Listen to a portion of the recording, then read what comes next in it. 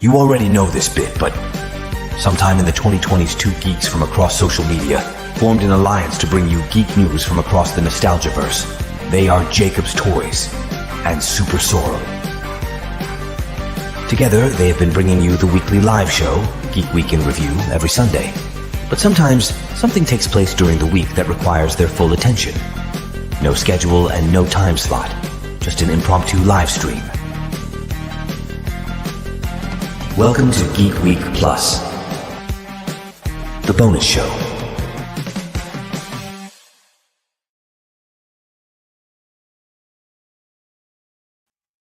Hello. Hello. May the 4th be with you, everybody. This is Geek Week Plus with me, Jacob's Toys, and of course, the wonderful one and only SuperSorrell. Geek Week Plus. Thank you very much for tuning in. There's a load of people in the comments already. If you're new to the show and you don't know what Geek Week Plus is, this is our bonus show, as the credit said. Basically, when there's a couple of things that have happened in the week and we just think, you know what, we need to shoehorn in a little bit of an extra stream time just to discuss them all, that's when we do a Geek Week Plus. So, Of course, our regular show will be taking place tomorrow evening. We are going live with our episode 150, and we have some very special guests indeed, don't we, Mr. Sorrell? Yeah, we got oh, my stutter does not want to say those words. The Reluctant Adult Podcast. Yes. Two very good guys indeed. If you don't know them already, do go and check out their stuff. They'll be joining us tomorrow. They're a lot of fun, and I'm really excited. I think it could be quite a ping pong table of comments and deep dives. I love the shorts thing that they do. Have you seen a thing where they use that? There was that trend where they did the zoom out and it was AI generated. Yeah. They used to use that on all their clips, and some of the stuff it used to come out with was brilliant. I used to love that. No, it was fantastic. Just quickly in the chat, we've got Ezra Gantos, Ted the World, Sean the Sheep, Luna Springs saying, hey, how you doing? Sean the Sheep, Shelley started with a clip. Andy Roberts is there, Andy Duncan's there, John Hood's there, Andy H, Oi Savaloy, Jordan Reviews, and more. I want to know what those gorilla with the weapons that are the G.I. Joe. Not sure what you're talking about, Jordan, but we'll get to that later on. We have got lots to talk about today. You got any pickups this week? You done any? Should we do some pickups before? Yeah. Usually we do it on our main show, but let's do it now. What you picked up this week? I finally finished off the Dreadbear collection for Five Nights at Freddy's. So I finally got Dreadbear, Captain Foxy, and finally found this is like stupidly thing, but Glitch Trap. That one always sold out straight away. So finally got Glitch Trap. So I've got the entire collection of Dreadbear now. Nice. I'm a happy boy. Nice. I refuse to buy the tie-dye ones. I refuse to buy them. They look stupid. So I'm waiting for the next ones now. I'm going to use this as a sound clip in like 2 or 3 weeks' time when you're showing the tie-dye one. Well, I keep looking at them in B&M because like B&M have got 2 of them, and then Home Bargains have got the other 2. They spread them across 2, so you can get, I think it's Bonnie and Foxy in Home Bargains, and then the other 2 is in the other store. But yeah, they're about $11.99 each. Nah, I'm not that bothered. These ones were £10 bang on the nose at Smith's, and these ones are awesome because obviously these were the Halloween ones that came out a few years back. Yeah. So I finally completed that line. I've got all of them now. That's wicked. Cool. I went down to Smith's today actually. Yeah. Yeah, well, my youngest son had his birthday a couple of months back, and he had a couple of Smith's vouchers and stuff. And we never run out and spend them straight away because obviously he's got all his presents and stuff. And he went to me, "Can we go to Smith's today and spend my vouchers?" I was like, "Yes, we can."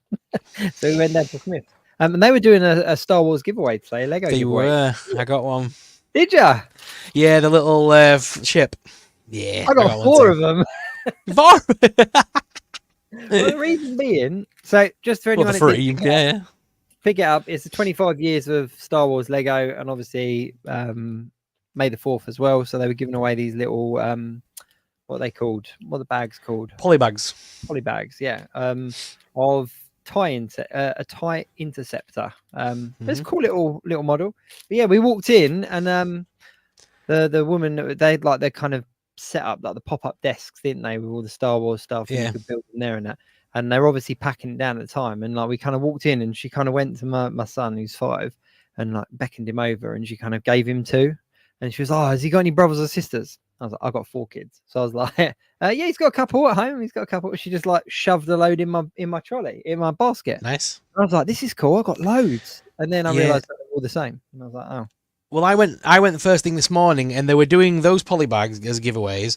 But then the kids could also, if they wanted to, spend time, and they gave them like a big bag, and you had to get like a tick sheet of all of like because there were like I think like 2 or 3 different models you could build in Star today, and you had to get a tick sheet and then find all the pieces that you want, and then take it home and build it basically. Yeah, But I see. my little one were just like, that is too much work. That is too much effort for a free Lego set. And she'd rather go look at the lol dolls. So we abandoned that. Keep or something, don't know, build and take or something like that. They call it. I mean, it's a cool idea. It's a cool concept, and it kind of gets kids going into toy shops to play and all that kind of stuff. Yeah, so that's cool. But I did pick up a couple of other things as well. So, Star Wars. So I had to pick up something Star Warsy. So I finally picked up my Beskar Mandalorians. This is the one from Book of Boba Fett. I'm not big on my Black Series anymore, but I've finally got a Beskar. And then one thing that I couldn't really resist was a little bitty nice. Pop. £5, not bad. No, well that's what I thought. Like everywhere I see these are at least a tenner. At least a tenner. And I just thought they'll go quite nicely with my my Turtles collection. But what I'm confused about is that you get 3 in there, and then you get a mystery one as well. You do. But on the back, it pretty much shows you that Casey Jones got to him. No, he's not guaranteed in that pack though. So it could be any one of those 3 chasers in any pack. Oh, well, let's have a look. Because I've got 2 of the same chase in my Five Nights at Freddy's ones. Okay. I was lucky with Nightmare Before Christmas, and I managed to get 1 of each character. But yeah, Freddy, I got 2. I think it was foxes. I think I got 2 Nightmare Foxes. Oh, it comes in a little black box as well. You can't tell. Oh, so you get like a little. I've never had these before. Yeah, you get like a little white case to stand them in. Little case. So I got my little. Oh, they're cool. They're actually really well made. They open up as well. You can pop them from the bottom. They open up if you pop it. No way. Oh yeah. Yeah, you can take it out. Oh yeah. There he is. Yeah. Yeah. So I got Leo, which is cool. I'm a bit annoyed though, because I was kind of like, oh, you know what? If they're only a £5, I'll grab a couple of boxes and I'll get like the 4 turtles. But they spread them out over like 3 boxes, which is quite annoying. Yeah. So if I'm going to get all in it, then none of them are the chases though, so you could pick them up. So April O'Neil is the other one that you're guaranteed. So they're the ones that I'm guaranteed. And then I've got what Bebop is 1 in 3. Pixelated Michelangelo is 1 in 3. What's the crocodile called? Leatherface? No, not Leatherface. Leatherhead. Leatherhead is 1 in 6. Leatherhead and Casey Jones is 1 in 6. So let's have a look. What are you thinking? Oh, I'm hoping you got Leatherhead. Oh, no. Who you got? I got a little pixelated Mikey. Oi. So he's a 1 in 3. Oh, that's cool. Oh, that works. Oh no, it doesn't work because I got Mikey in there. Annoying. Okay, well there you go. It's a £5. Never mind. So you need to. That's cool. You need to wait. You need to wait and drop on. About that. Well, actually, I'll tell you what. Because look, I could now buy the pixelated set that I've got all 3 of them because I've now got the pixelated. You've got them Mikey. all. Yeah. Yeah. Happy days. If you wait and then get, those if you go down the sort of girls aisle as they call it, with all the mini brand stuff, you'll see that they've got the mini brand shop, and it was a Disney Store shop. I think it was. I think it was like a Disney Store, like little mini store. If you buy that set, usually you can always get it on discount at like less than 20 quid. And basically you can stand all your little pops on the shelves and it looks like you've got a little Funko star. And if you just change out the label very easily on, print out a new label and put a Funko label on it, you can have your own little mini Funko store. I'll tell you what, actually, we went over to Home Bargains as well afterwards. And, the Disney Store 5 surprise mini brand things? Yeah. The $2.99 in there. Nice. $2.99. They were $10 or something when they came out. Yeah, they were well expensive, weren't they? So, I mean, it's the Series 1 stuff. So, But I grabbed my daughter one, and she opened it, and then wanted to open all the packets and just destroyed it within minutes. But hey ho, it was only £3. Speaking of Lego, I grabbed the new minifigure sets. Nice. There's a couple of good ones in there. There's some good ones. My favorite, my personal little favorite one, is the little grey alien with his little camera. He's on holiday. That is my favorite. That's very cool. That is very cool indeed. The only other thing I got this week was GLP 3D, my friend, the 3D printer. Yeah. Done my full-sized Marshmallow Man. Nice. So I've got him now. So if I show you him next to Plasma Series, you can see that on the display, that will look that will look good. Pretty well sized. And then he resized the Slimer for me as well. So I've got Slimer. With butt. But again, much more in scale with the figures. Yeah. So that's cool. So it's going to make my Ghostbusters display nice. But it was also Free Comic Book Day today. It was very rare. Very rare for it to be May the 4th and Free Comic Book Day. It's a very weird sort of dual day for me. Combination, isn't it? I didn't manage to get there, unfortunately, to our local. But because it was Star Wars Day and Free Comic Book Day, of course, one of the free comic books was a Star Wars book. That's a nice cover. Yeah. So we got a nice Star Wars book. There was also some really good books this year. There was the Hellboy. Oh, nice. There was a nice Hellboy. And this one's a blast from the past, but a Atlas comic. So Tales, like old school Tales of the... Yeah. Like Tales of Suspense and all those old school style books. It's a reprint of an old Atlas comic. So it's got a bunch of horror stories in them. Nice. Right up my street. I saw that. I was like, I need that.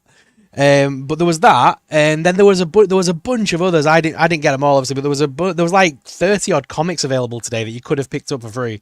And there was like a Monster High one for kids, and there was an Encanto one for the kids. So like Paige was with me, and she picked up like a few comics herself as well, and she's been sat all afternoon reading them, which is great. You know what? Free Comic Book Day is something that has been going on for decades, like for as long as I can remember. Back when I used to, like, my main collection was comic books. Like, Free Comic Book Day is brilliant, but it's something they really need to push more. Like, more people need to know about it, because if you know, but it's just like prime example there. Like, it's such a good in for younger kids to kind of just go pick up like, you think about the what is it that schools do? It's like the book token day, isn't it, where they give away the book tokens in school, and then they can go and get a free book from like Waterstones and stuff, and people go mad for it, like absolutely mad for it all over the country. But Comic Book Day, people just don't seem to know. No, I'm really surprised that schools don't get on it, because I know it's a comic book, but it's still reading. Oh yeah, in school, it's still some form of reading. No, school libraries, you have graphic novels, like in senior school libraries and stuff, so it is a lot more accepted now. I remember being told to go home and get another book when I took a graphic novel into school as my reading book. But nowadays it's kind of a thing. But yeah, I'm just surprised that they don't make a bigger thing of it. I think maybe we need to push it more going forward, just because, I'm just gutted because I haven't got a local comic book store. So like my local comic book store is still quite a drive away. And it's just one of them things that is kind of like make it. If it was like local in like my in town or something, then it would be a lot easier to get to. So yeah, I'm really lucky that I've got Wakefield Comics near me, and I've also got York, which has got a good comic book store as well. They've got a Travelling Man, but I like going to the Wakefield one because obviously Travelling Man's a bit more of a Forbidden Planet and a conglomerate kind of big chain. So I always like to go to Wakey because he's just a one-man band. And but I like the fact that like if I don't go in for a week, he'll pull like he knows what I read, so he pulls like Elvira and he'll pull the books that I like, and then I'll come in like a week later and he'll be like, "Dude, I pulled these for you last week." Like, yes. But that's what makes comic book stores so cool. Like I've spoken about it before, but for me, like in New York back in kind of early 2000s, like comic book stores was my like go-to for the 3 years I was out there. I'd always be going down to the comic book stores, and there's something really special about kind of local comic book stores and one-man band kind of comic book stores, because like you say, there's that, I don't know, I can't even put a word to it, but it's that kind of personalization of your experience. Well, it's a smaller store, so they kind of want and need your business, especially in this day and age. So I mean, he's just upselling technically, but it makes you feel good, doesn't it, when you sort of go in and they're like, "Hey, dude, I pulled these for you last week," and especially when you forgot to go in and they've got them for you. Yeah, it's a and relief on you're your like, side, but obviously then they get money as well. So I've got to buy them. How can I not buy them when you put that effort in? Like, exactly. While I'm here, I'll pick up some more. Like, yeah. But no, I mean, we had a couple of local comic book stores like in the town here, but over the years they just kind of went under. Like, they just wasn't the business to keep them going, which was a real shame. But hey ho. Jenko T in the chat as well has said, has anyone been to see the Phantom Menace re-release? Went this afternoon, took me back to being 12 years old all over again. Wanted to rush to Woolworths and buy some figures. No, I didn't. I was debating going and seeing it. I was gonna take my son just so that we could see it in the cinema together, but yeah, I just didn't get around to it, to be fair. I was too busy watching the 1950s version of Phantom Menace on YouTube. The 1950s version of the Phantom Menace? Yeah. What? Yeah, give me 2 minutes and I'll find it for you. Give me What, 2 Star minutes. Wars? Yeah. What? You give me 1 minute, mate. You give me 1 minute. I feel like I've missed something completely. You have. You haven't lived yet, mate. I'm gonna show you some. No, I'm gonna show you something now that is going to blow your mind. We are gonna, while Sol's looking that up, we are gonna get onto a couple of trailers because there have been some important trailer drops, so we will talk about that soon.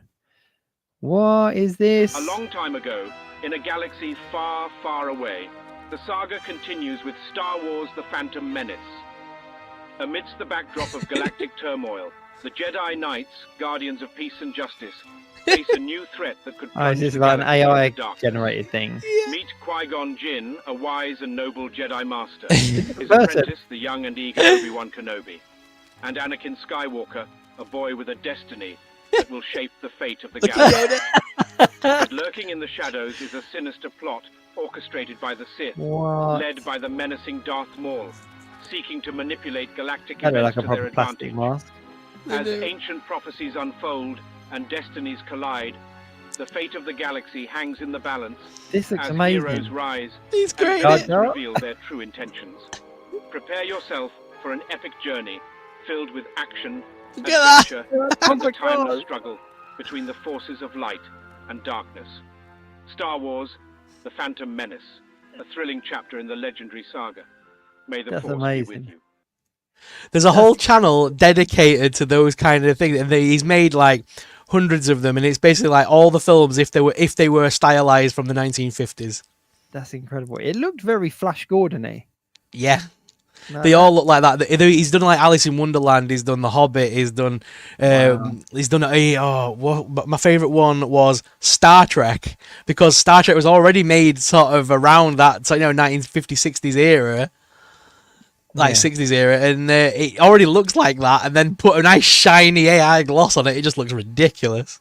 That's cool. There was a guy, and forgive me because I don't know who the actors are and the characters, but there was a guy from Star Trek doing I don't know if you saw this, it was on like Instagram Reels and TikTok and stuff, and it was talking about Star Wars Day, and it was like, I'm so and so from Star Trek. Did you see it? Yeah, it's Tuvok. It's what is the Star Wars? it's Tuvok, isn't it? That is the Vulcan. That's it. Yes, yeah. It was just cracking me up. It was like the Star Wars Day. It was just proper made me laugh. But there was lots going on for Star Wars, wasn't there? There was lots of lots of stuff Disney's going on. My friend who's down south, Richard, he was in Disney Store today, and he picked up the new Droid Depot silver, like chrome version of C-3PO in the Droid Factory style figures that I collect. You know, the little builder droids, and it was obviously stylized after C-3PO. You know, the shiny C-3PO from the opening of Phantom Menace. It's based on that one. That's wicked. So I thought that was cool. But yeah, there's also a Princess Amidala, or Queen Amidala, isn't it? Sorry, in that one, Queen Amidala doll, like limited edition dolls come out in the full red dress and stuff. Brilliant. And Sabine as well, I think. Hasbro released a load of Black Series, nothing that we hadn't seen already, that we hadn't kind of like been teased and that, but some good sets, especially for like new collectors. 1/6 scale figures like Hot Toys and stuff have obviously released a load of figures as well. I don't know if you've seen those, but Yeah. one of the one of the kind of like most popular one is the 000, which is like the evil C3PO kind of robot, isn't it? Yeah. Android. I don't know what it's officially called, but there's that one. But there's loads going on, which is really, really cool. But there was an extra trailer as well, wasn't there, for Acolyte? Yeah, new trailer for Acolyte. They gave you a bit more of the story. I did not understand. I did not expect to see another trailer for that this quickly. No, I didn't. I mean, it makes sense coming out on May the 4th. Like, makes perfect sense. But yeah, what were your thoughts on? So now we know a bit more of the story. So it looks like the villain in it is what was the old apprentice of the main sort of Jedi guy from it, and he's kind of tasked with bringing her back. Yeah, so my understanding of this is that we're very much going to sort of see the birth of the Sith from this, aren't we? This is what this story is going to be telling, and I for one think it's actually really intriguing. I love the Skywalker saga. I love the kind of Star Wars backbone, but I'm much more prefer at the moment the side stories and the universe stories. Mandalorian obviously was fantastic. Bad Batch, we're going to talk about that finale. Have you seen it yet? I haven't seen it yet, but I know what happens, but I've not seen it yet. Oh, mate, it is. I won't give too much away, but watch to the end. Watch to the end. The end is just chef's kiss. Like, it was brilliant. I was like, yeah, we had a love-hate relationship with Bad Batch, didn't we? Kind of like at one point during the kind of, I think it's season 2, we were kind of like, well, the thing is, they've called this the final season of Bad Batch, but it's clearly not the end of the story, because Asajj Ventress is still... They've not really confirmed much about her character and why she was there, and so there's clearly more to come. I think that it's very much like Bad Batch as an arc. It's finished. Has completed. Yeah. And I think that it was done in a really lovely way, like a really poetic way from start to finish. But the nice thing is it's kind of branched out so many potential stories and sub-stories and tying things into other things that there's a lot of room for. I think we're going to get a series called something like The Hunted or something like that, and it'll be one-off stories of like Asajj Ventress, Ahsoka Tano, and Rex, and the characters that are now being pursued. And then that is a cool way that they could throw in a random episode about Cal Kestis and things like that. They could get away with it because it would just be one-off. So they could film a bunch of those, like a bit like how they do Tales of the Jedi, Tales of the Sith. It could be one of those kind of things, and that fills in a few more little blanks. And because obviously at this moment in time, there's still like this on the timeline where Bad Batch ends, you've still got Ahsoka Tano running around, Darth Maul's running around, Asajj Ventress is kicking about now. You've still got the transition between Anakin and Darth Vader, so you've got him becoming Darth. Obi-Wan Kenobi's still kicking about the galaxy. Yoda's still kicking about the galaxy. So I mean, there's a lot of little stories that could fill in with like one-off tales, I think. They've just made the universe much, much bigger, which is very cool. But taking it back to the trailer, obviously, it's, I don't really know. I'm really excited for it. I love the idea of having like a Jedi story that doesn't include any characters that we know. Yeah. It's going to give us a new Obi-Wan Kenobi and a new like Anakin and like, do you know what I mean? Like new kind of story, like characters for us to kind of enjoy and potentially follow along. I think there's only Yoda that could even possibly be around in this one. He's the only one that would be the tie-in character, really. Yeah. And, you know, I wouldn't be mad if there was a little cameo. Oh, it will be. There will be. 100% guaranteed. Yeah. Would not be mad at all. As long as he doesn't look like he does in that 1950s thing. So. Well, from what because I've only read bits and stuff of the High Republic, but obviously they use Yoda in the cartoon. You know, the kids' cartoon, because that's set in the High Republic era. That's set in that same time era. Right. Okay. So he's like kicking about the galaxy with like younglings. Yeah. There's a lot of hate though going on with the Of course there is. the Chewbacca, what they called Wookiee. Why The Wookiee with the top knot. late? Yeah, the Wookiee, the Wookiee with the top knot. Obviously I like him. He's got like, we got some hairstyle. But no, yeah, there's a lot of hate going on about him because of it being because of it being kind of like a Wookiee with a lightsaber. But we've seen it. You know, We've seen that before in the comics and stuff. It's in the comics, it's in the animations and all the rest of it. So yeah, no, so I'm excited for that. I'm definitely up for. Yeah, I'm not sure if that Wookiee's meant to be the same character we've already seen from the comics. I'm not sure if he's a brand new character for this, but either way, yeah, there's no reason why Wookiees can't be Jedi. No, I think there was something that George Lucas said once that Wookiees wouldn't be Jedis or something, and therefore and we're talking like back in the day, like said this. So there's kind of like a collection of people that are kind of like, no, we can't do it. There we go. Andrew Duncan just agreed. George Lucas had a thing against Wookiee Jedi. The thing is, if he said that 20 years ago, 25 years ago, whatever, I don't know when it was he said it, then there's going to be kind of like people that could very easily tie something in that the Wookiees could used to be in touch with the Force when they lived on Kashyyyk after the Empire destroyed the tree, the big tree and stuff that they all lived in. Once the Empire destroyed their planet and that big tree was destroyed, that severed their tie with the Force. That could be just like something daft like that. It could just be how the wing it in. But nah, it's Disney, man. They're gonna milk it for all it's worth, and Wookiee Jedi is gonna sell like hotcakes. Yeah, mate. That is a Halloween costume waiting to happen. I am. Shoot me for saying this, but I'm not fussed about George Lucas anymore. No. Do you know what I mean? Like George Lucas created it. He gave us that original stuff, but now it is all about Dave Filoni. Like if Dave Filoni touches it and says that it works, it works, because everything that guy has pumped out, aside from maybe Book of Boba Fett, has been absolute gold. Like absolute gold. So yeah. If Dave Filoni says we're getting a Wookiee Jedi, we're getting a Wookiee Jedi. You see, a lot of people do hate on Book of Boba Fett, but I think just give it time. Dave Filoni doesn't do things for the sake of it, so there must be a tie-in somewhere. So just hold off. I think it's going to be a very poetic mirror of the kind of Boba Fett story, in the respect that he's going to have something not amazing when you meet him, and then later on become this bigger thing, like he did kind of with the movies. So obviously we see his TV show and people are like, oh, it's not as good.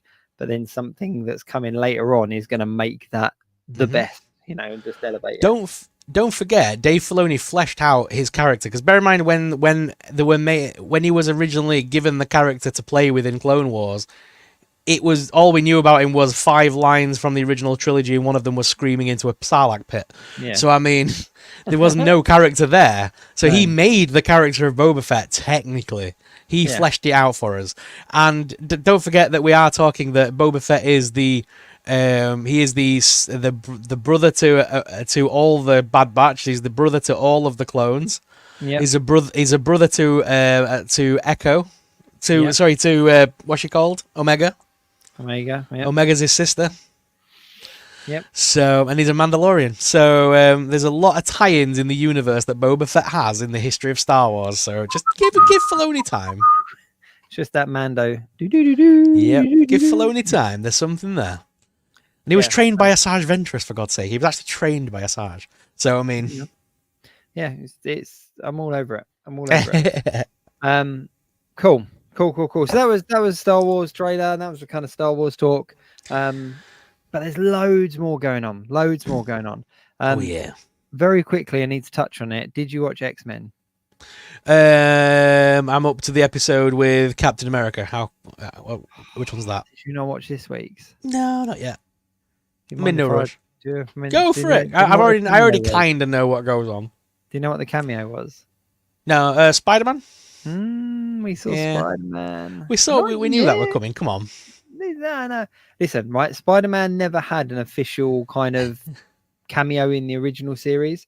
So the X-Men came into his series. Do you remember the episodes? But yeah, we never had him officially cameo. But he did this week. Here he is.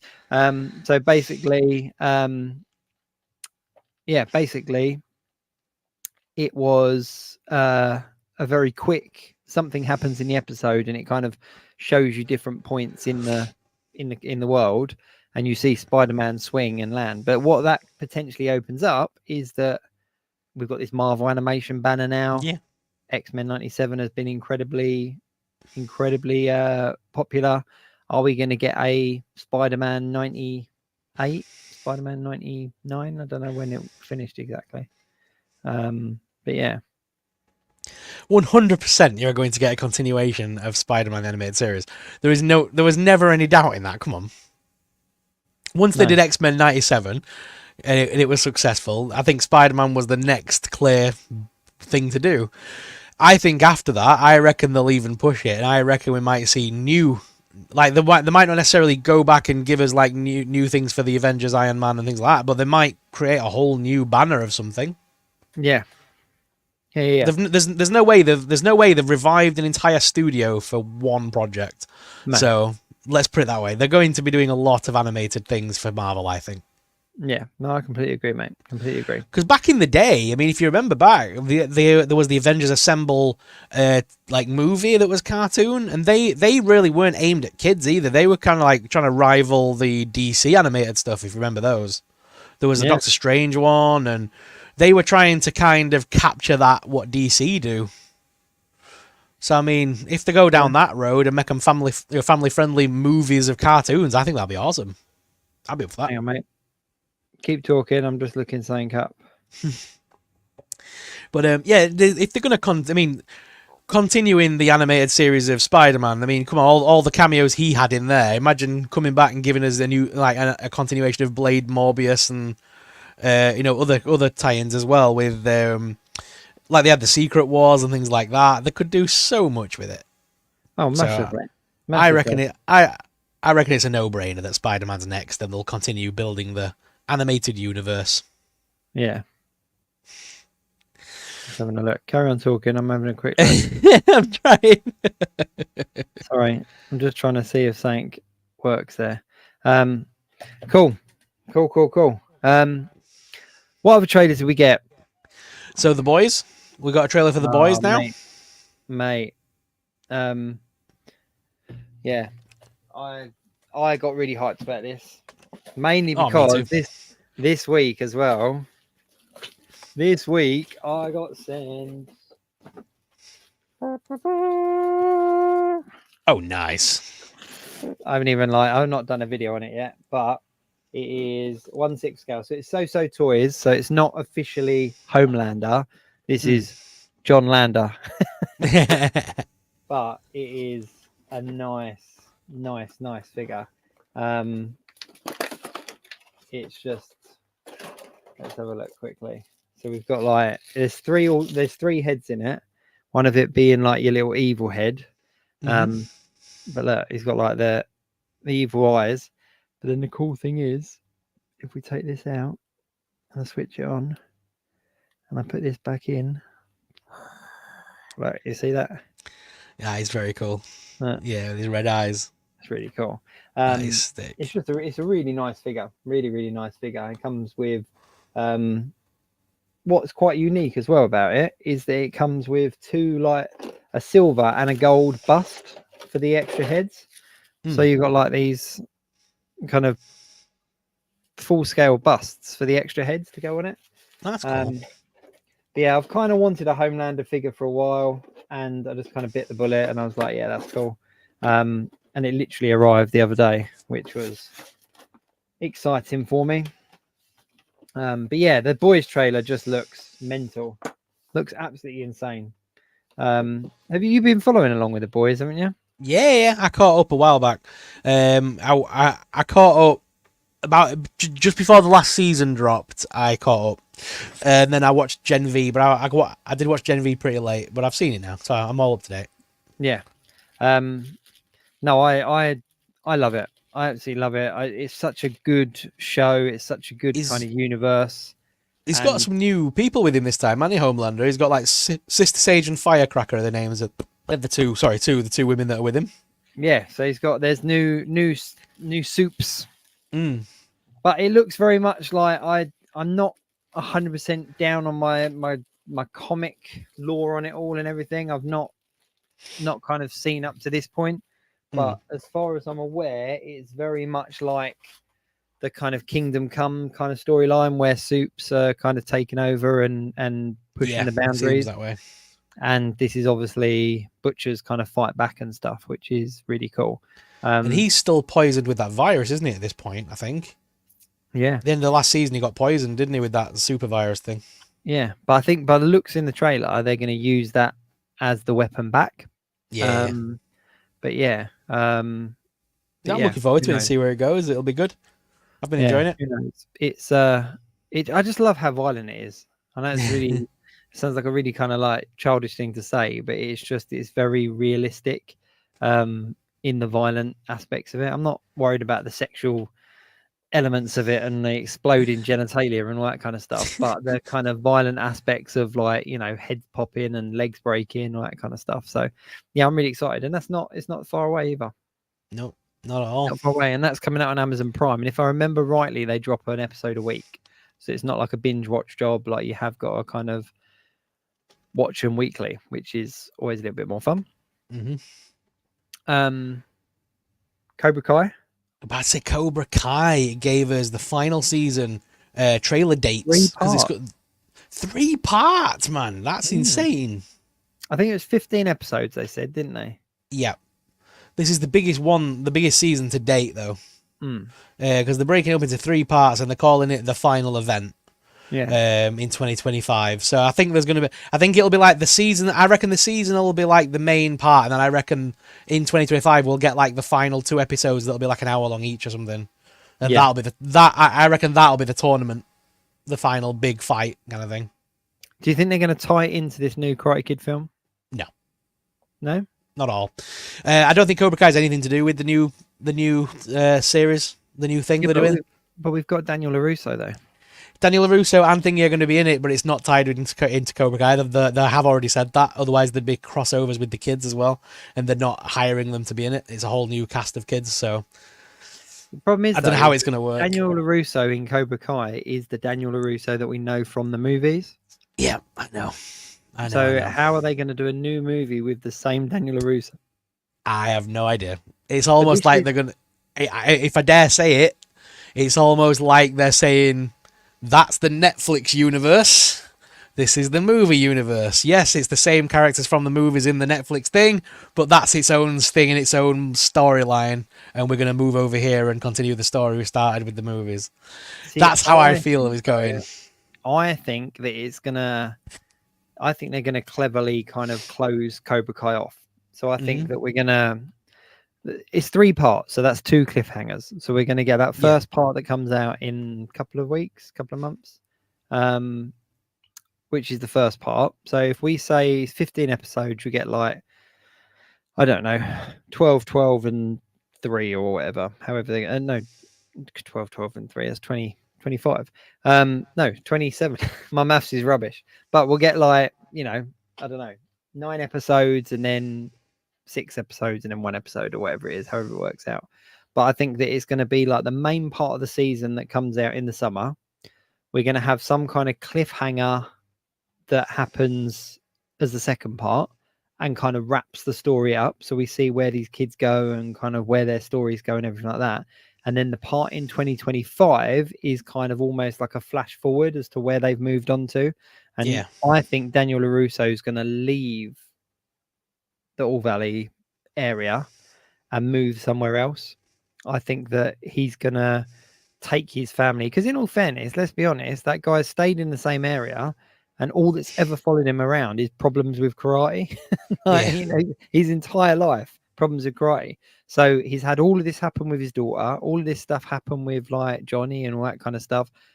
If you think about the stuff with the other characters as well that have come back into it, it would make sense for him to kind of go like, okay, I'm putting a full stop on this and let's move away. And they move away somewhere. And then that's how he ties into the movie, because it's still the same character and all of this stuff has happened, but he's in a completely different location. So he can still be Daniel LaRusso, still be the Karate Kid, and that would kind of tie in as to why, because it's Jackie Chan as well, isn't it, in the film? And Johnny Lawrence is in it as well. Oh, is he? They've announced that he's in it as well. Yeah, so that'll be interesting. From the trailer they gave us with the little sneaky peek, unless they kind of run off together, they run off together and.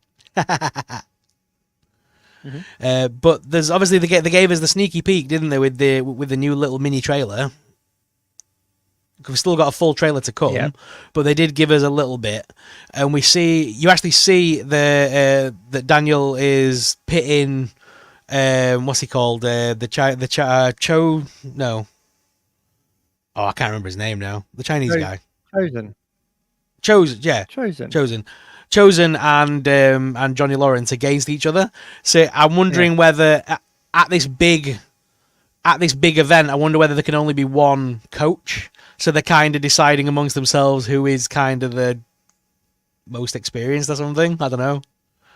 I reckon there's going to be a lot of tension between the three of them again, because that is the main part of Cobra Kai. It's the tension between Johnny Lawrence and Daniel LaRusso, isn't it?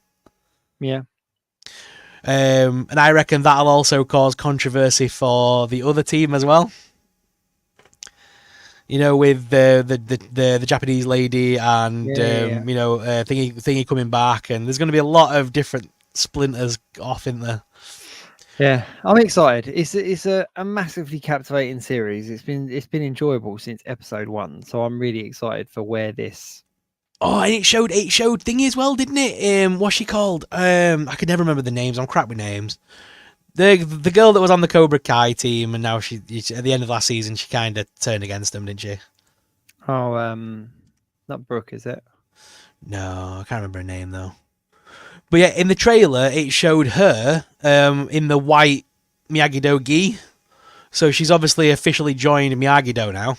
Back, yeah. Okay. And the images that CNET have released today also shows. Hang on, let me get these on. I can get these on screen. Why am I not doing this on screen? I'm just looking at my own little. I'm enjoying myself a little. There we go. It shows them two in some form of gi together. So they're obviously now in court. So I'm looking forward to that. And like I say, I was just looking at. If I go back, there she is on the right hand side. Yeah, and she's at the front as well with the main group. So I mean, like clearly she's in front of thingy. What's he called? Hawk's on the second row. Look. Yeah. Because with the way they stand when they do the thing, it's like they always have the leaders up front, don't they? And then they have the people behind, and it's so like you have like the main, what do you call them? Like the main guys up front to help the ones behind, kind of thing. Who's that like a leadership? Who's that next to Daniel LaRusso's daughter? That's his son. Oh, okay. That's the pudgy little fat kid that grew up. He wasn't in that. He wasn't in them last time, though, was he? Yeah, he's been in it for the whole last season. No, but I mean, had he joined the karate team? Yeah. Oh, I obviously forgot that. He didn't join the competition or anything, but they started teaching. It's the first time I think he's wore the gi. I think. Okay. He joined the team last time, didn't he? Because they did the whole protect the egg in the final episode and stuff. Whether in the yeah. Because that big fight in the dojo, wasn't there, at Terry Silver's, and he kicked Terry Silver's ass. Yeah. Which I thought was a big letdown in that fight. That I wanted a proper fight between them two characters to sign up. You know, because I don't think Silver will be back now. No, maybe not. It's interesting though, because the main lineup there at the front, they were like literally the good and the bad of like season 1 and 2, weren't they? Yeah. And now they're all side by side. Yeah, it's interesting. And it's a big class, big group of people. Chosen. So Chosen's hanging around then. And then obviously she's pregnant, isn't she, with Johnny Lawrence's kid? Yeah. So we got that storyline to wind up as well. That was an eagle fang baby grow. That was an eagle fang baby grow, yeah. Amazing. They've obviously moved into a different place as well, because that's thingy behind Carmen. That's what's he called? His son? Because they're all friends now. Yeah. Okay. So they must have moved into a new apartment, maybe.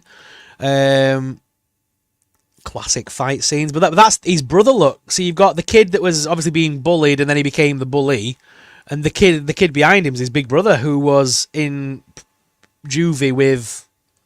I can never remember everyone's names. I really need to learn names. So he's doing a karate punch like his brother. So I think his brother's taught him karate now. And he's grown up. He's big now. Mm-hmm. So, well, that's the thing with this season. They keep getting kids that are just going through puberty, so they all get big as time goes on. Yeah, they're all growing up in front of us, it makes me feel really old. Chosen versus Johnny Lawrence. This is what I mean. It was this picture I was looking at when I said maybe they're gonna try and I don't know, make a hierarchy of the leaders or something. I don't know, pit them all against one another. Yeah, maybe not. I don't know. It might just be something else, but all the girls together, because that is the other girl from the thing as well, isn't it? She was the other girl that was with I can't remember the names again. I'm rubbish, but yeah, she was the girl that was with him at the end of the last season. Yep. So yeah, that's all the photos. But yeah, it looks good. I'm really excited. Yeah. No, I'm really excited for it as well. I'm really, really excited. Just quickly in between what we're talking about, Jordan Reviews and more said, what are those military ape figures that we told everyone about in January? Oh my God, in January? I can't remember. The military ape figures with the weapons, please let me know because I want to start a collection. I have no idea what you're on about, Jordan. I'm sorry, mate.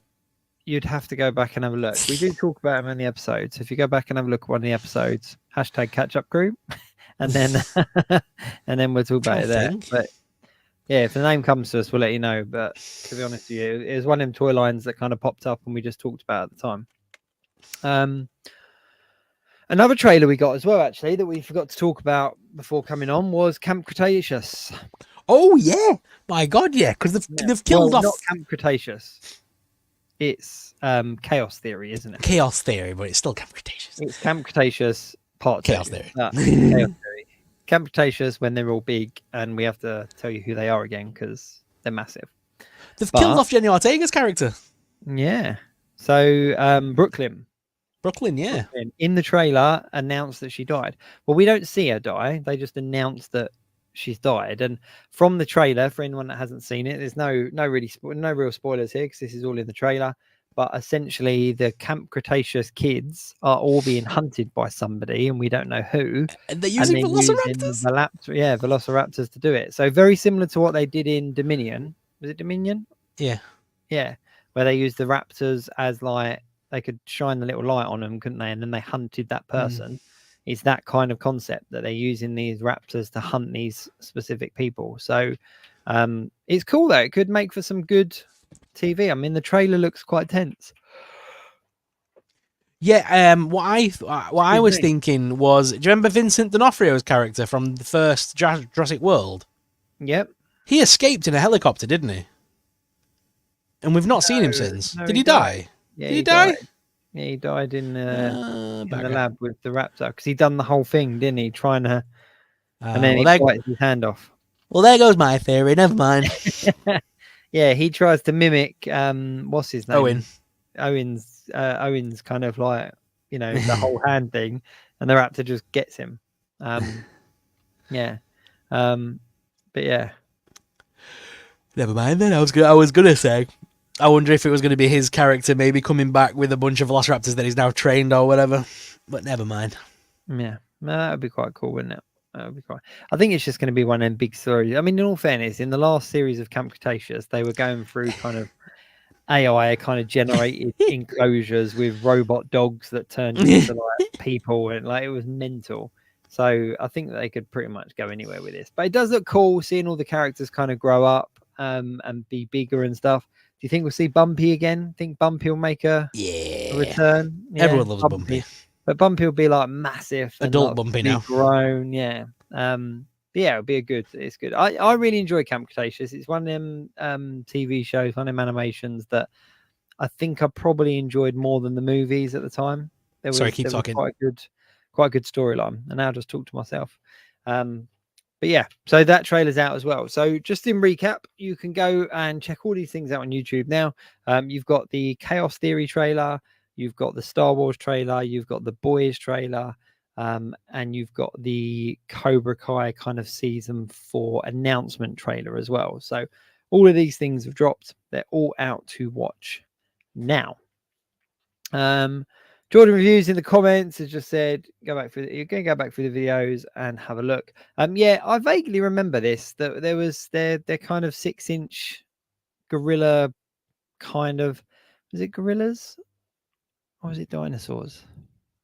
I can't remember now. Maybe I don't remember, but I do remember something that we said it could go with GI Joes. Can you describe what a GI Joe looks like, please? GI Joe figures are from Hasbro. They're the GI Joe Classified series, I think they're officially called, and they're 6-inch figures, 6-inch action figures with GI Joe weapons. All right, Sorrel, you're on mute. Can't hear you, mate. Hello. There you go. Yeah, so I just did a recap of what trailers are out and what we talked about. But yeah, other than that, I think that was kind of all the main trailers this week, wasn't it? I think. Yeah. Emily Bryan has just said, been lurking, but I thought I'd pop in the chat. Did either of you pick up any free comics today for Free Comic Book Day? Always fun to catch a stream. Thanks very much, Emily. We did talk very briefly at the beginning. Sorrel did manage to get down to his comic book store. I'm a little bit jealous of that Hellboy one, I'm not going to lie. Yeah, so the Hellboy one, let's have a look. Is it a standard? From your friends. Also featuring Stranger Things. So it's a Hellboy Stranger Things crossover. Yeah, so they're all one-offs. They're always one-shots, these ones. But yeah, we're Hellboys that are fortune tellers. And then it crosses over into the world of Stranger Things. He meets up with the surfer dude. Hellboy meets up with the surfer dude.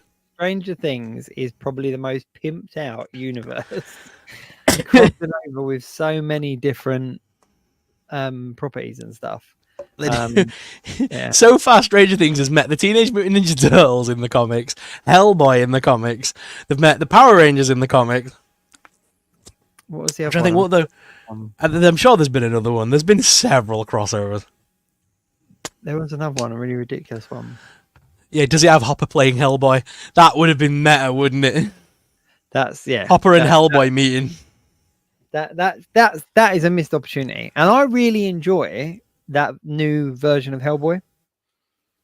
Like, I did not hate it at all. I actually really enjoyed it, and I love the Ron Perlman films. I absolutely love them. But Ron Perlman for me is Hellboy. I loved as much as I loved, Hopper's version of Hellboy, and I do prefer the story in that one because I love the whole, the witch in the sort of like little pocket university house thing. That's amazing because that is direct from the comics. Yeah. So that is beautiful.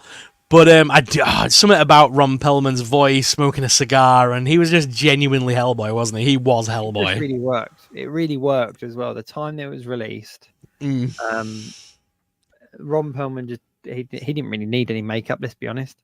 But he was Hellboy, and I really enjoyed all of it, all the side characters and everything like that. It was a very well done. But I really did enjoy the what's Hopper? What's his name? I can't think of his name in real life, but I know what you mean. Yeah. But yeah. So yeah, it's a good one. It's a good one. Hellboy is. I really want to get a 1/6 scale Hellboy figure. Yeah, I got the Mezco 112, and I stupidly sold it on. I don't know what I was thinking, but I kind of reviewed it, opened the tin, I was like, this is cool, and then I sold it on, and now I highly regret it. I had a 1/12 scale one, but you can get a couple of different good 1/6 scale ones. You can get one of the new version, or you can get one of the Ron Perlman version as well. And I'm just kind of a bit torn, but it is definitely a figure that will appear on my shelf at some point. I'm slowly making less. I'm making less kind of space for 1/6 scale figures, and of 1/12 scale figures, and more for 1/12 scale figures. You're in it now, aren't you? What's your... But you have forgotten your true rival, your son. Strike him down, Vader. Gotta love the comics, haven't you? Amazing. Just while we're talking as well, I just had a thought. I don't know if we talked about it when it came out, but we have to because I'm a massive Ghost Rider fan. But did you see the Marvel Legend Danny Ketch with bike? Yeah, we did. We did touch on it, but yes, it is now officially out for pre-order, isn't it now? Yes, and the price isn't too bad on it either. I think it's about 50 quid. I'm guessing you've got one. What? I didn't bother. I resisted. I couldn't not. With my Ghost Rider collection, I've got Johnny's. I've got like a Nicolas Cage version. I've got a Robbie Reyes. I've got obviously the Raymond Racer on the way as well. I could not have Danny Ketch with bike. And it's a new sculpt. It's a new, like, where they've used the same sculpt for Ghost Rider all of these years, time and time again. They've finally given us a new sculpt for Ghost Rider to use on the Danny Ketch, so it's going to look good against the others as well. But yeah, I couldn't say no. Couldn't say no. So, yeah. Oh, Emily Bryan, sorry to hear that. That sucks. I hate when they do that. That's why I don't go to Forbidden Planet. You know, I go to my local comic book store in Wakefield here in up north in Yorkshire, and he basically just had all of the comic books on like a big. He had like a big setup, like a big, what do you call them, like a standee that said Free Comic Book Day on it, and he had like things to put all the comics in, and he basically just had them up, and basically it was a first come first serve job at 9 o'clock. And there was a little queue when I got there. There was a few people in line, but I managed to get in. And I think there was only two comics out of like all of them that he couldn't get hold of. It was the Archie comic, which I was gutted about, and one of the like Disney ones didn't come out or something in the UK. But everything else was there, and you could just basically pick whatever you wanted off the shelf and just walk out. So. Yeah. I got the 3 I wanted. That I could have got a lot more, Brad. I always do that where I get like one of each and then I never read them. So I just got the 3 that I was genuinely interested in. Oh man, yeah. I'm just gutted that I didn't get a chance to get. If you go to a comic book store tomorrow, though, I'm guaranteed there'll still be some left because it was like they got like boxes of like 100 books at once. It's just trying to get out there. It's just trying to get to one that's local to. It's not. It's the shame of it. Like, I wish I had a more local comic book store. Like, it's frustrating, but you know, hey ho. I'll be going to York on Monday. So I'll call it a Travelling Man and see if they've got any left, any doubles. Yeah. Give me a shout. See if I can grab you up. Give me a shout. Appreciate it. I need to come up to Wakefield at some point as well. I need to see all these like mysterious places that you talk about. You need to go to York because they've got there's the Shambles, it's called. It's a little old street that's like been the same since York was built, basically, like old Viking style. Back in the day. It's literally, the buildings are like, the stairs in them are like that, like vertical. Wow.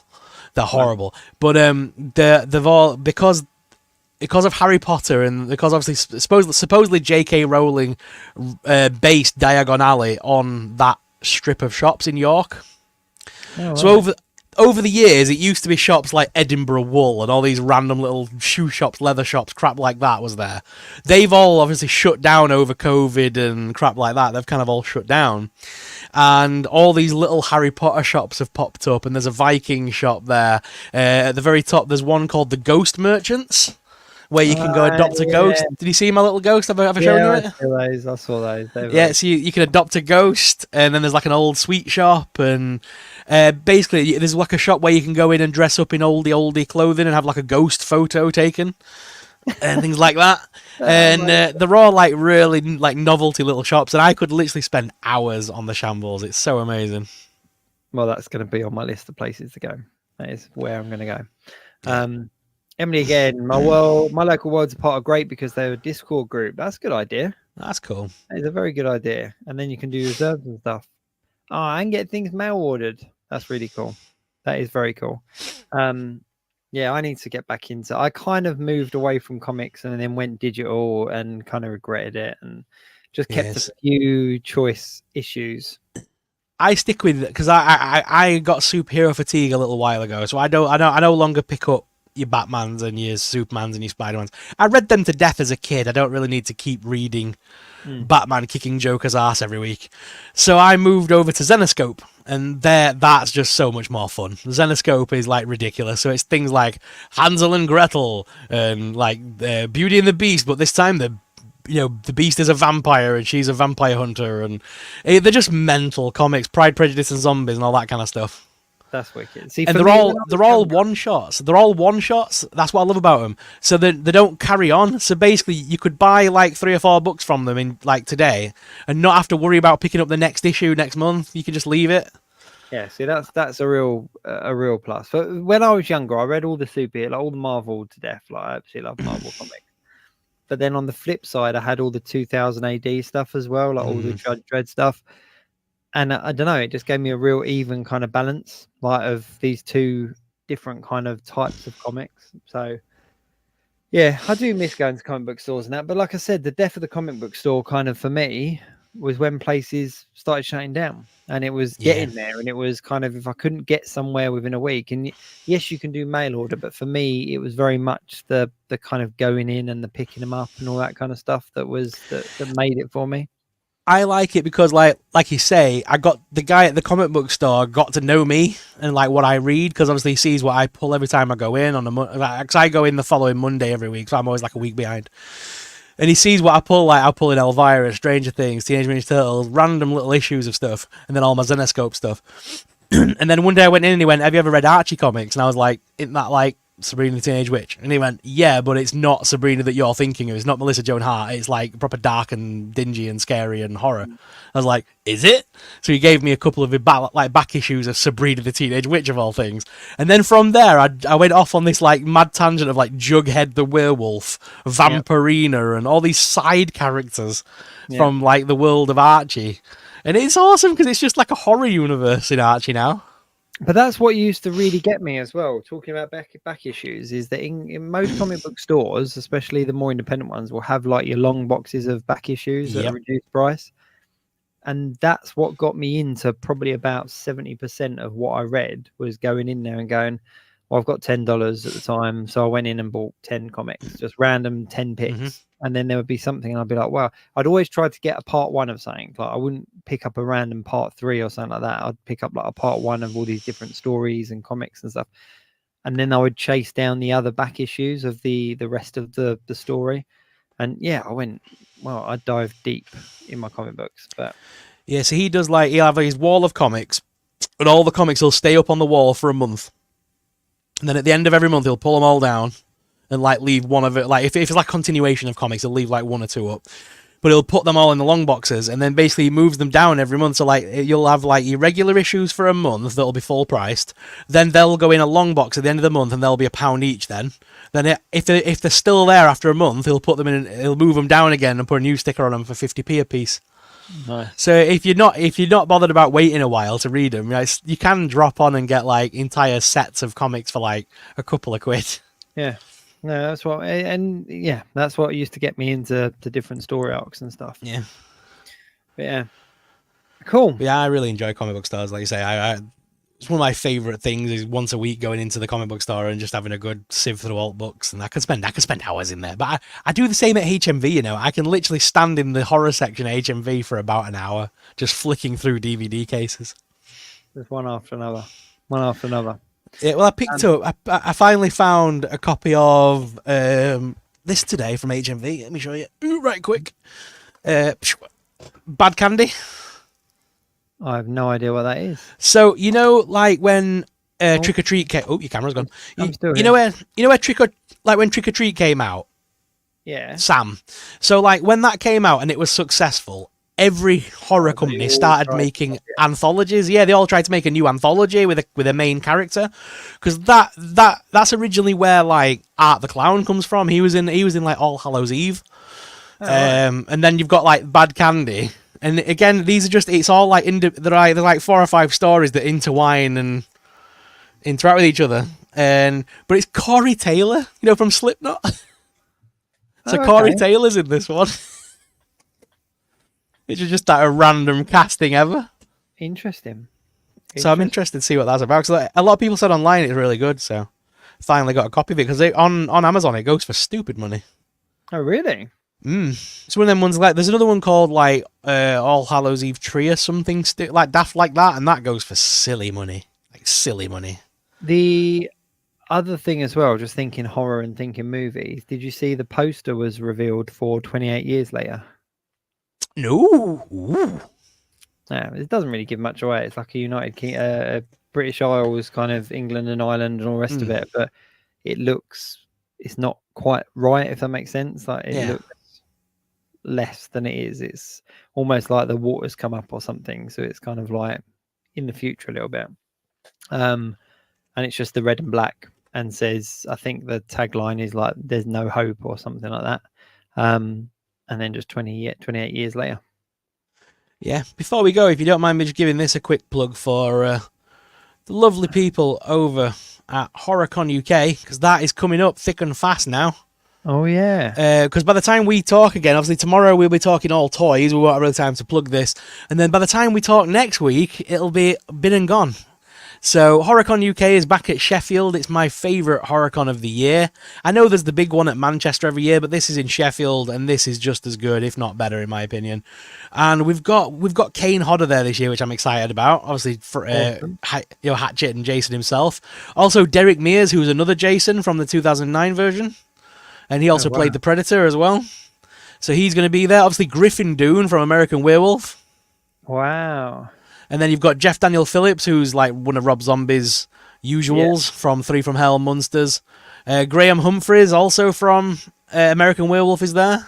David Morrissey as well. You've gone past from... David Morrissey from Walking Dead. I'm not a massive fan, but yeah, he is there as well, if you will.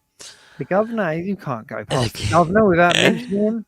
Britt Eklund from The Wicker Man, but my favourite thing of the whole thing is the Grim Life Collective are going to be there as well. They're a YouTube couple that make videos from America. They're out from California, and they've come all the way over to Sheffield of all things. Wow. So I'm looking forward to meeting them as well, because I've followed their videos for years. Wicked. But yeah, it's on all weekend, and the tickets are still available. Early bird as well is still available. I'm going to get so many DVDs signed. I need to come for a HorrorCon at some point. HorrorCon Sheffield is amazing, because what they do on a night time as well is the Cineworld around the corner hosts a film festival. So they get the guests from the con go to the Cineworld and do a talk before the film. So you'll be able to watch American Werewolf in London with the two actors talking beforehand. Wow. And then the screening of the movie. So I love stuff like that. They try and make it a whole weekend of activities for you. That is very cool. That really is very cool. I need to come up at some point. I really do. I say this all the time, but it just kind of creeps up. But yeah, I'd like to come to a HorrorCon. I'm hopefully meeting up with the guys from One Good Scare. Hopefully, he's trying to work it out to come down and see me. So they're going to be on our show, aren't they, as well, in a week's time as well, on the same weekend. Episode 151, we're having them on, aren't we? So having a kind of double feature. Halfway to. It's halfway to Halloween, technically. Yes. Officially, it is today. Yes. So that will be the announcement for that one will come out probably tomorrow, won't it? Just before our next show. Yeah. So just while we're plugging shows. Obviously, tomorrow is our regular show. Tune in normal time, where we've got the Reluctant Adult podcast with us. I cannot wait. It's going to be something fun. It's going to be so fun. Every time you say the name, though, it makes me laugh, because it makes it sound like they're reluctant to be on our podcast. Like, we've got the Reluctant Adult podcast, they're kind of coming on. They're very cool. For anyone that doesn't know their stuff, they're very similar to us in the respect where they're kind of a similar age, similar opinions, and they just kind of deep dive on toys and nostalgia and pop culture and all that kind of stuff. So except they're American. So we're going to have an across the pond kind of conversation, but it'll be fun. I think tomorrow will be fun, and I think it'll be a good way to mark our 150th episode. Which means as well, if it's our 150th episode tomorrow, that means that we're 4 or 5 episodes away from our 3-year anniversary. Not long. No, we'd have to work out the timing exactly, but we're coming up to 3 years of the Geek Week, which is mental. That is crazy. That is some serious commitment. I wonder how many hours we've actually clocked up. Oh, don't say that. That's 300 hours technically. It is. I mean, no, more than that. Sorry, I'm being stupid. We do a podcast every single week, once a week, every single year. Yeah. So what? 52 times 3. What? 100, 156. 156 So yeah. So 156 is our 3-year anniversary. 156 hours we'll have done. But then we do about an hour and a half on each one. Oh God, yeah. And then we've got all the Geek Week pluses. Like this has just been another hour that we added onto it. So we've clocked up a good amount of time. But that's 234 hours. Oh, wow. Because I've done a quick math. So 234 hours of content we've made together. Wow. That's insane. That is insane. That is longer than some of the relationships I've had. But that's probably a good place to leave it. That's probably a good place for us to leave it. This has only been a plus episode. We just wanted to get out of the way all the kind of things that we've been talking about during the week, because if we don't get a chance to talk about them tomorrow night because of where the show goes, then we didn't want to miss them. So yeah. Anything else you want to plug? Obviously HorrorCon. No, that's kind of it for me. I've just got the HorrorCon coming up. I'm really excited to be there. If anyone's there from the chat or anything, come say hello, please do. But no, other than that, I'm just looking forward to tomorrow's show is going to be awesome. Then the week after as well. I'm really looking forward to that show. It's going to be a lot of fun. So tomorrow we've got the Reluctant Adult Podcast. That's their name. They're not reluctant to be on the show. And then the week after that, we've got the guys from One Good Scare joining us, who you would have seen us, Triple G and James T as well. James T, yeah, it's going to be a good couple of weeks. Ahead. So obviously all the normal things. Check out the video description. It's got all the links to socials and all the rest of it. Appreciate everybody that's been in the chat. We've not managed to get to all the comments, but thank you very much for joining in and chatting along. Do join us tomorrow night, where we will be with the Reluctant Adult Podcast for our 150th episode. You want to say that you were there. You want to be in the chat. Get your name up on the screen for that 150th episode. I'd say until next time, but it's not. It's until tomorrow. We'll see you tomorrow night, 9:30, same place. Doesn't matter where you're watching, as long as you are. Thanks for tuning in. We'll see you tomorrow. Keep it geek. Thanks for watching. Please like, share, and of course subscribe. Tune in next week for another live show. Until then, keep it geek.